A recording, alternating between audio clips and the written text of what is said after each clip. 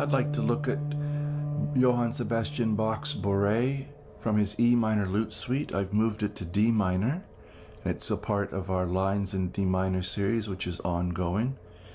And I'll continue to explore this with you, but I'd like to show you this first part here. If you've not yet done so,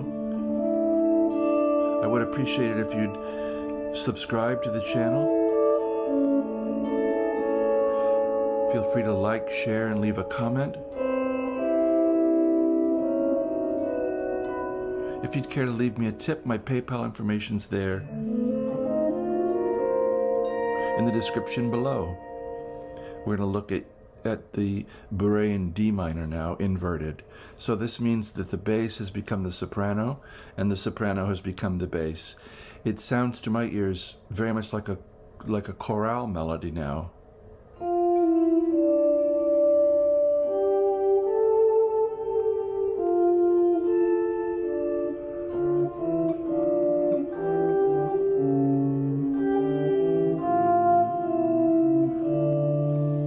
The upper line becomes very placid, and the bass line becomes active, which is some of the fun of trying to improvise in this style, is getting active bass. So I've compressed the registers in some cases so that we don't have to have wide leaps or open strings. I've tried to put it all so that it's very playable within the hand.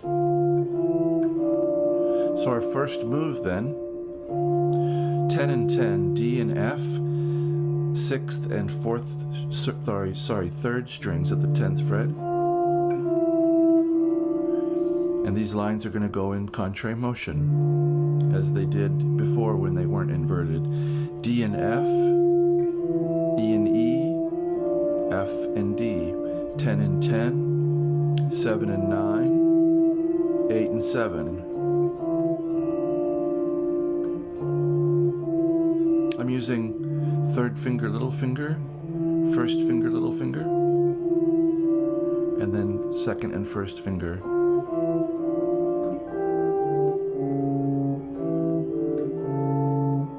I think this is a really beautiful move here. So this is E in the bass with a G in the melody. I'm using my last 2 fingers, 3rd and 4th fingers at frets 7 and 8. We walk down a whole step while holding that G, walk down to 5, D, and it's becoming a little A7 chord, C sharp and A.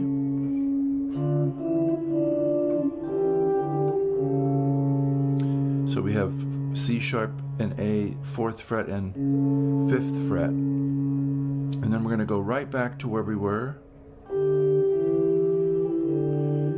with a D and a G walking up to E.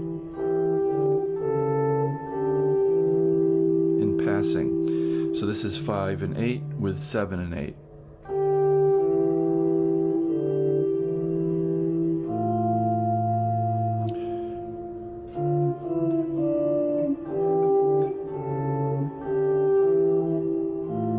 And now I think this voicing is really nice. So we have A and F, so it's a D minor chord in 2nd inversion now. 5 and 6. Then we get B and E, 7 and 9, coalescing into a A7 chord. So this is a melodic minor line.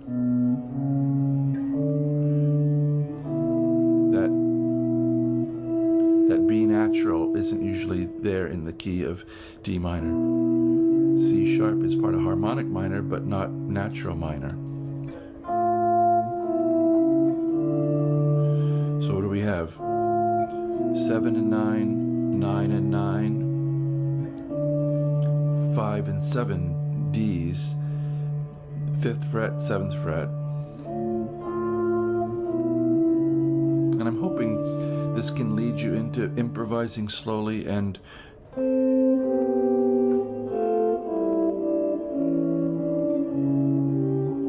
looking for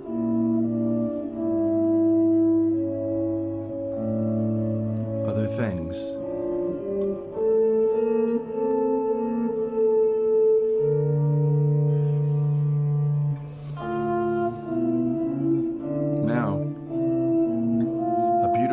C7 to F. This is where it really sounds like a chorale to me. 8 and 9, string 6 and 3. Drop the bass. So we have a root position and third inversion C7. Going to A and F at the 5th and 6th frets. So this is, 8 and 9, 6 on the 6th string. Nice split.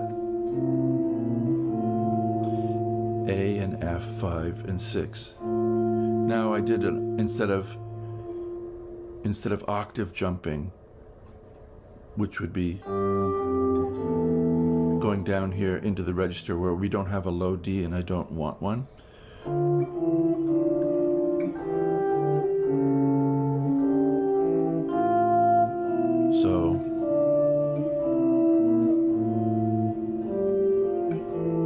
So instead of that, I've compressed the register so the G's are doubled here. And it's this nice line. G and G, 5 and 8. Going down to F at the 8th fret of the 5th string. 5 and 8 on the strings 4 and 2. F passing, and they're going to go in contrary motion again. E and A. So part of A7. 7 and 10th fret of the 5th and 2nd strings. So any of these moves would be good to practice just on their own. Let's see.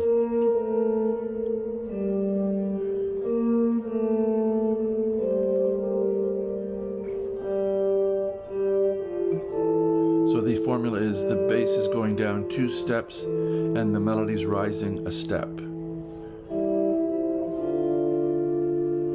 How about, that's the one we have. Then what do we need? A's. Here's all the cousins then. Then what do we need? C's.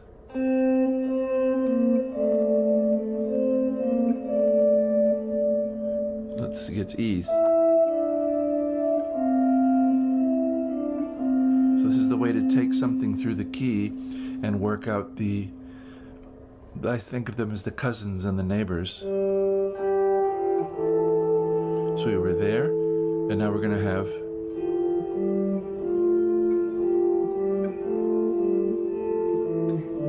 this line to wrap up. So this is F and G, 8th fret of the 5th and 2nd strings. We're going to walk up to G, 10th fret, I'm using 3rd finger, and we find ourselves at a little, you could think of this as D minor in 2nd inversion with the A in the bass. 7 and 10.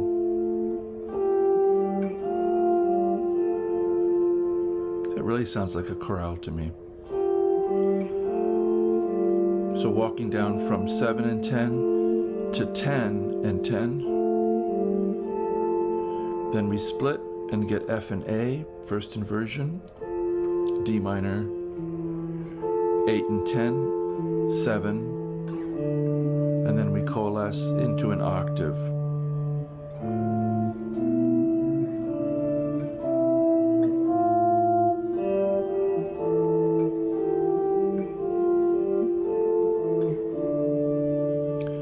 So I hope this has been fun. Turn your ears upside down. Maybe take a piece of music that you love that has very solid counterpoint and see if you can flip it and if it works the same. It's a fascinating study. Bach is endlessly fascinating. And I do hope this does inspire you and motivate you to look into the material. And as always, I do wish you a very, very good day.